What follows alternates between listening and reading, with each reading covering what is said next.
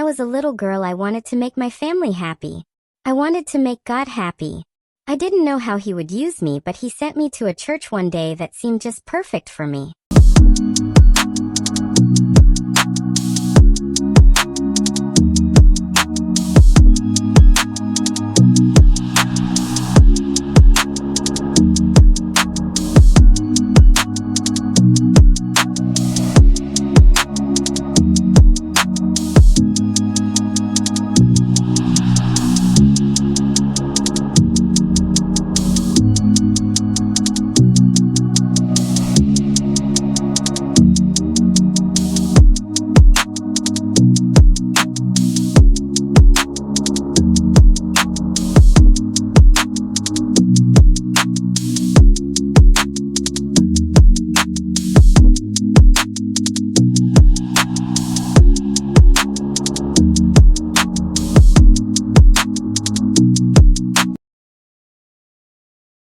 Thank you for watching.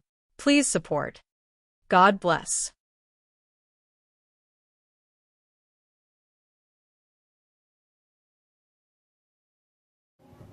Welcome. This is Sister Irene. We're going to have a Bible chat. We're looking into the book of Leviticus chapter 20. I want to go to some of the basics, like the 10 Commandments. I want to go to books like Leviticus because it really establishes some things of how we should live our life. Now, the punishments are very harsh in the book of Leviticus. It's only the third book of the Bible. But when I was thinking about how harsh these punishments were, I think it was more of a deterrent. If you see how, I'm not saying that they didn't do it, but I'm just saying, you see how certain court cases set standards. So if you get a high sentence for a certain crime, that becomes precedent. So if anyone else does that crime, they'll get a high sentence, which causes fear, and people probably will try not to do this crime because they know the penalty will be high. And I think that's similarly what is happening, especially back in the Old Testament. A lot of people's life ended off of things that they did. Some things didn't even seem that serious, especially in today's time. But some things were pretty serious. Do they deserve death? I'm not here to judge that. But this is what happened in the Bible times. Again, like I said, I feel like it was setting a precedent. And let's say you were very young and you were listening to this, that people will lose their lives if they did certain things. I think that will pretty much deter you at a very young age. That you probably wouldn't want to do that. As scary as it sounds, I feel like that could be the intent behind it. Now, this chapter 20, talks about sacrificing or giving your children to Molech, which was, I believe he was a false god, or it was a false god. And I'm going to put some information in the description to know more who Molech was.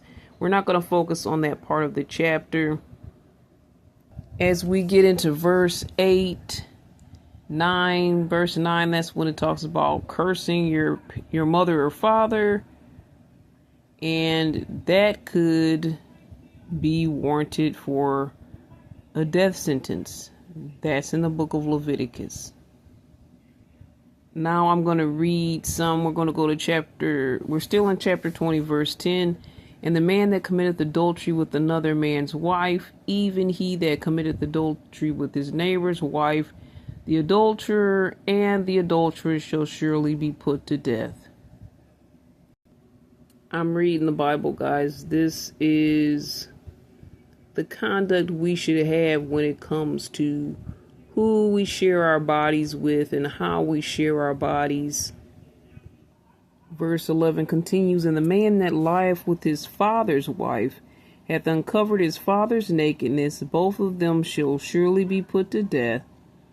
their blood shall be upon them. Now, his father's wife, it makes me think, is that his mother? It makes me think, did his father remarry? Whatever the case, don't lie with your father's wife. And verse 12 continues, if a man lie with his daughter-in-law, both of them shall surely be put to death. They have wrought confusion. Their blood shall be upon them. And 13 continues, if a man also lie with mankind as he lied with a woman, both of them have committed an abomination. They shall surely be put to death. Their blood shall be upon them. Continuing, and if a man take a wife and her mother, it is wickedness. So he can't have the wife and the mom. They shall be burnt with fire, both he and they, that there be no wickedness among you. And if a man lie with the beast, he shall surely be put to death, and ye shall slay the beast. And if a woman approach unto any beast and lie down thereto, thou shalt kill the woman and the beast. They shall surely be put to death. Their blood shall be upon them. Look, was it even the beast's fault? Like, how did the beast even get in this situation? The beast is an animal. We're going to continue with more conduct in the bedroom, what you should do with your body and what you shouldn't. And if a man shall take his sister, his father's daughter or his mother's daughter, and see her nakedness, and she see his nakedness, it is a wicked thing.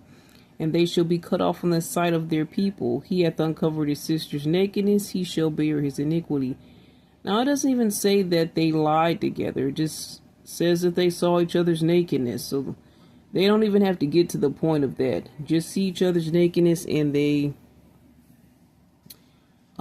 Okay, it says they'll be cut off in the sight of their people. So, okay, they're not going to die from this one. This is crazy, right? And if a man shall lie with a woman having her sickness, and shall uncover her nakedness, he hath discovered her fountain, and she hath uncovered the fountain of her blood, and both of them shall be cut off from among their people. So during the menstruation cycle, if you guys lie together, you'll be cut off from the people. And thou shalt not uncover the nakedness of thy mother's sister, that's your aunt, nor of thy father's sister, for he uncovereth his near kin. They shall bear their iniquity. And if a man shall lie with his uncle's wife, he hath uncovered his uncle's nakedness. They shall bear their sin. They shall die childless. And if a man shall take his brother's wife, it is an unclean thing. He hath uncovered his brother's nakedness. They shall be childless. So I just read from Leviticus chapter 20 verses 9 to 21. And it's basically talking about how you should conduct yourself, your conduct in the bedroom.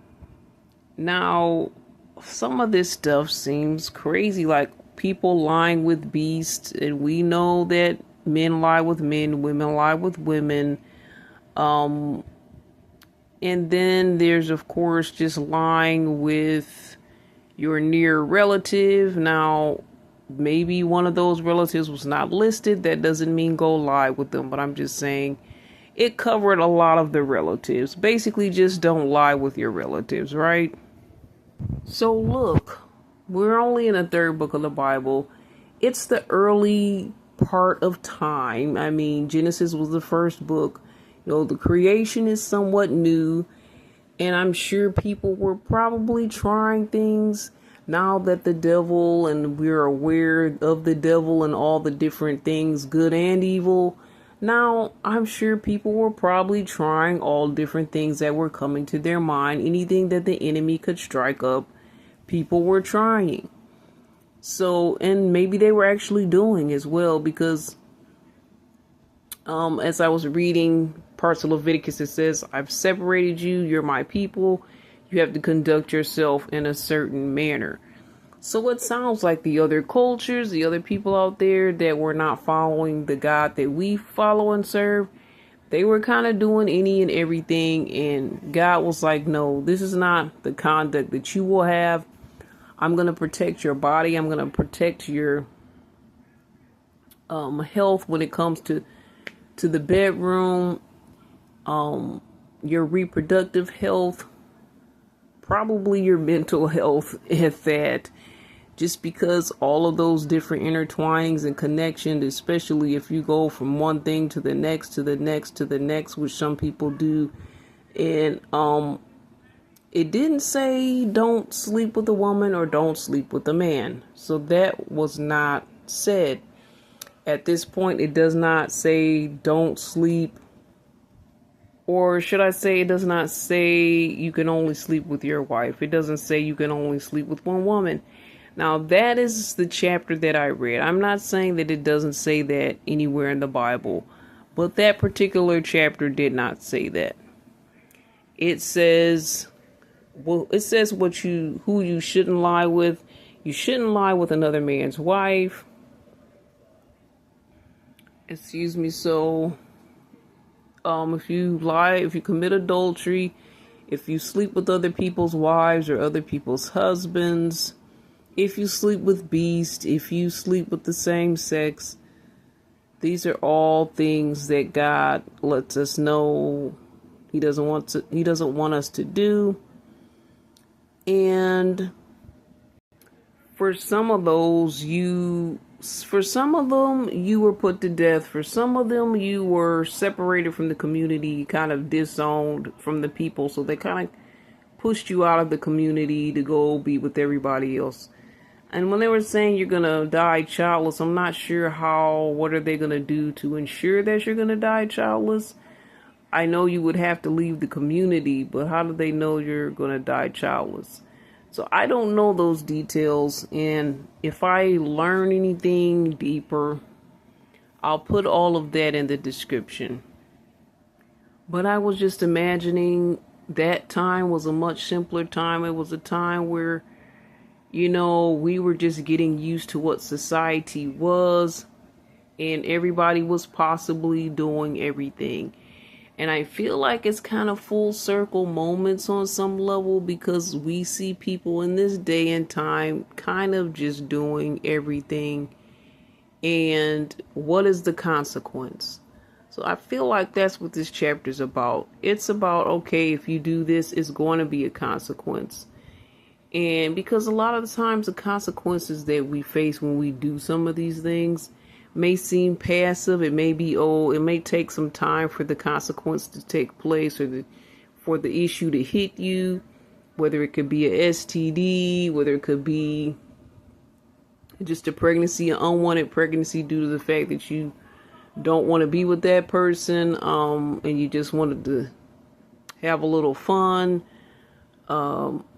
And even for me, also, I think it could be a mental health situation, especially when you're sleeping with someone and you so-called formed a bond, but the bond was not a mutual connection, or things didn't work out. And also just the way that you interact with someone's body. But some people don't seriously value the other person's body, but the other person values their body. So when they get mishandled, that can cause some mental health issues. Everything that God put in place and everything that He said to us, it was for our good. It was not just we can't have fun and party and have, all these different scenarios where we're just all sleeping with each other and it's just having a good time. It all comes with the cost. God didn't design us to just sleep with each other, especially if the seed passes. It's gonna be like such a deeper connection. Even if you didn't get pregnant, that type of exchange, God never took it lightly. Our bodies don't take it lightly. Our emotions don't take it lightly. Our spirits don't take it lightly. But yet we're out here taking it lightly and doing what we do with everyone. But there's a consequence will happen. And of course, in this day and time, no one will be unalived for their sins. Sometimes people take matters in their own hands. Again, like I said, a mental health issue. Be careful who you play with in the bedroom. But other than that, there's not going to be like the church isn't going to do anything to you in that way. They may ostracize you and tell you to leave the church, which is kind of what they were saying in the Bible. They were saying you have to leave the community. You're not going to be a part of our people anymore. That could possibly happen, but in this day and age, it probably wouldn't happen, especially if it's the first offense. But you'll be surprised how church people can at times treat you, and this is the place called the church. So you'll be surprised how church people could treat you even for just small infractions or just not looking right or dressing right. People will, really ostracize you and make you feel bad about yourself. But it's not going to be to this point where you're going to get unalived. But some of these infractions and some of this bedroom play can have huge consequences, especially when you see some of these mega churches and some of these big name pastors who've been living in that misconduct, taking advantage of women, even young men. They see some pretty harsh consequences as far as their place in the church. They will be removed. So there's some connection there in the Word of God kind of says that, but no unaliving. So the consequence can be big, especially if you're supposed to be living a lifestyle of someone of faith. But like I said, the consequences are different. The consequences are still there, though. It seems really harsh in the Bible, and it feels really harsh in the Bible. And in life, you're going to have those consequences. For some people, it becomes harsher than others. Everybody's story isn't the same. Everybody's situation isn't the same. But a consequence will be had. So instead of having to deal with the consequences, it'll be better off to not even do this thing. And seeing that in this Bible time, you are going to have some heavy consequences on top of the fact you did what you did. And you may not see the next day. That's a very huge motivator to not even get involved in those types of things. And, as scary as it sounds, as crazy as it sounds, as harsh as it sounds, definitely it's not something that I'm advocating, but this is what will happen in that day and time. And it's just to put people on notice and to be aware of how to conduct yourself in society, in the world, because a lot of all of that from bed to bed turns out to be chaos. And you're going to create strife, especially if you're sleeping with relatives, you're sleeping with your neighbor's wife. And because some people today, we have a lot of different sexual orientations here. We have people that sleep with men and sleep with women. There's going to be strife. There's going to be issues, and there's going to be arguments. There's going to be anger. There's going to be people taking judgment into their own hands that may be pretty harsh as well. So it's like, hey, let's not have all this strife. Let's not have all of these issues. Let's simplify this and let you guys know this is not the way you should conduct yourself. This is not the way you should live life. Now, Leviticus has even more stuff it's going to pull out. It's going to be like, I can't even imagine people would do some of these sins, especially the one with like the beast, sleeping with the beast. Like, I can't even imagine anyone doing that. But you see how the devil is out here running rampant. Some of the things I couldn't imagine. And I'm looking at the Bible. I'm like, why would anyone do this? I've heard stories. I've heard news stories. I've heard some of these things are really happening even in our day and time. And all these years ago, the Bible's like, hey, you really shouldn't do this. But people still are doing what they want to do and do what they do. And just know that it's going to be a consequence. But I just want to talk about this because I want people to see that God covered it all. He didn't want you walking around being unaware of how to live your life. Of course, you're a child of God. You praise Him, you honor Him, you worship Him. If you follow or look at the New Testament, it's all about love and treating each other kindly, forgiving each other, helping each other in the community, all of these good things, which is true, dying to self just as Jesus died on the cross. All of these are good things. But some of us don't even know the basics. Like some of us, okay, we're doing good things and we're helping people, but we're out sleeping with every other person we meet, male or female. Or we're doing, we're forgiving, we're being kind, we're being loving, but maybe too loving, and loving on everybody that we shouldn't be loving on somebody else's husband or somebody else's wife. Incest, the whole relative thing is incest, and we know a lot of stories where a lot of times, sadly, kids are traumatically targeted by relatives. And usually it's older relatives, but then I've heard stories of the relative can be about your same age, but the person is kind of forces themselves on you. So we've heard that these things can happen. Maybe it's not framed in the same scenario, but we see that these things happen now and today. And God was like, hey, I just wanted you guys to know this isn't how you're supposed to live your life. These are the type of physical situations you should avoid. I believe God wanted you to be aware. Because like I said, in a place called a church, we have heard some stories where people are living this type of conduct. They're physical with everyone. They're violating people. And you're also violating yourself by committing some of these acts. So, it's important to cover these when we're looking at the Word of God, and not just, because we want to talk about the Gospels. We want to lift up Jesus because we want people to have salvation.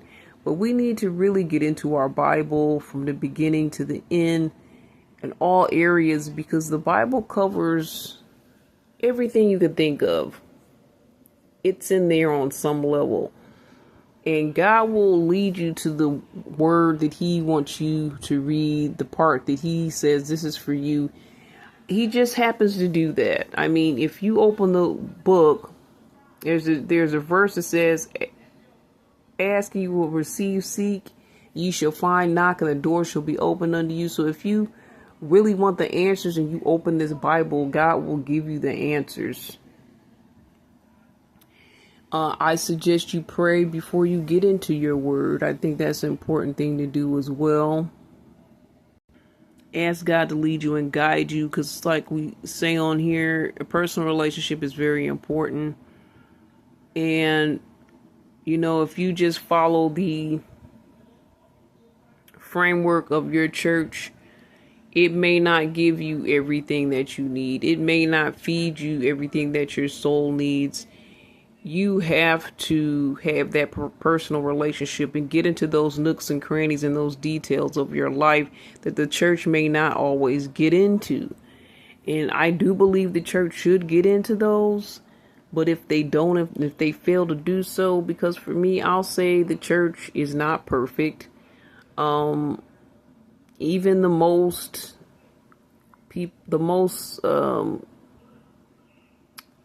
I'm trying to say the right word, good meaning, you like they have a good heart, they mean you well, even they can fail in certain areas because they're not God.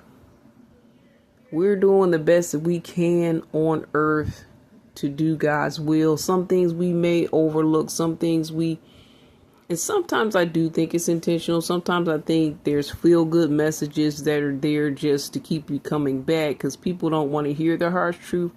And if you hear your sin in the Bible and you're not ready to give that sin up yet, then you're not coming back. So I do believe that some churches design themselves in that way. Some churches keep it light purposely.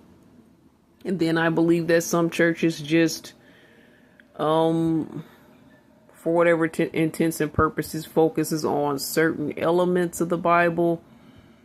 That's why you have to study and show yourself approved, and you have to look through all the Word of God, because, a good church most of the time is going to convict you. You're going to hear something that you're dealing with right now. And it might not be every Sunday, but something's going to hit at some point, like, oh, I feel this conviction. Oh, this is something I need to work on. I knew this, but now I really feel the conviction. Or for some people, it's like, I never knew this. I never heard this. But now God wants you to hear it at this moment. And that's really what a good church will do.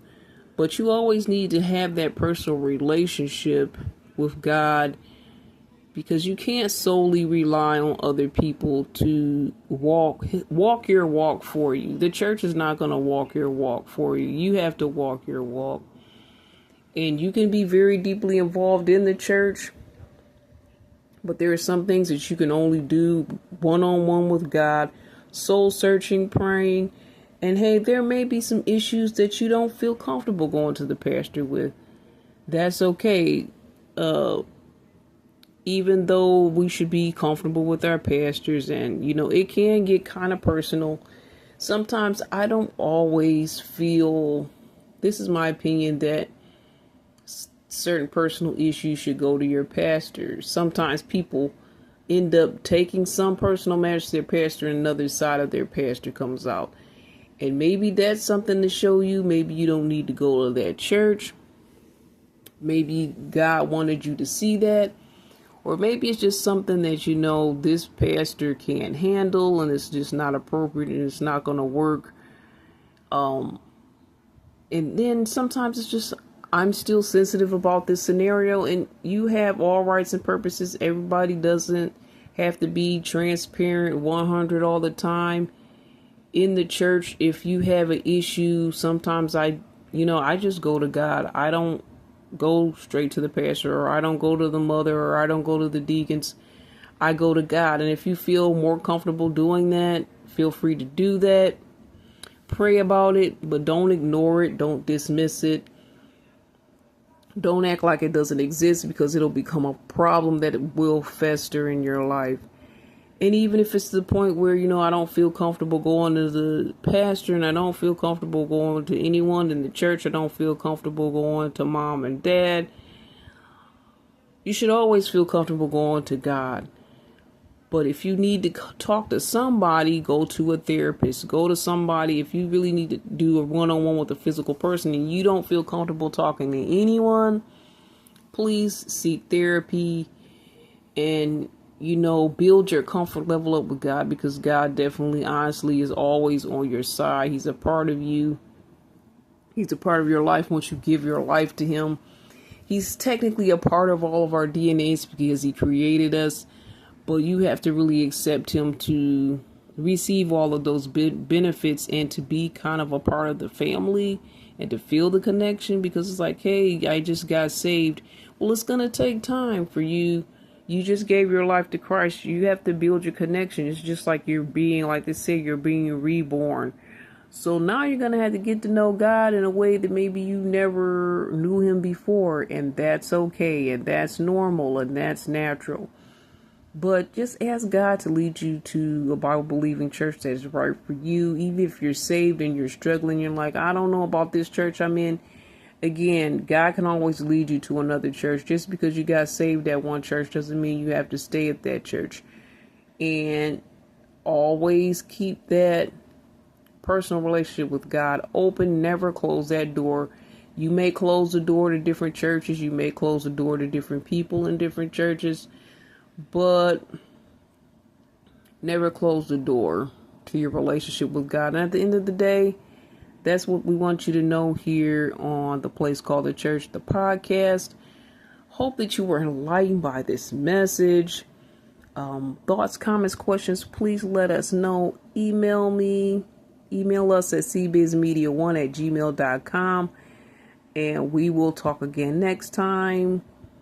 Wish you all the best. And if you want 30 minutes here to talk about your experience in church, good, bad, or other, again, you can email us at that email address, cbizmedia1@gmail.com. We will love to hear your story and have your story on the platform. All right, guys. All the best, and God bless.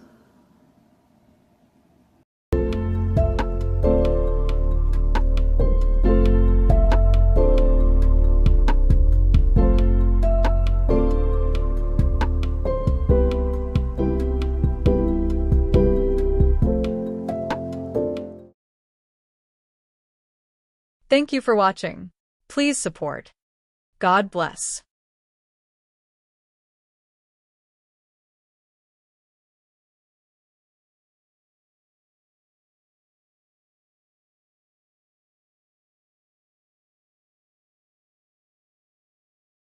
I was a little girl. I wanted to make my family happy.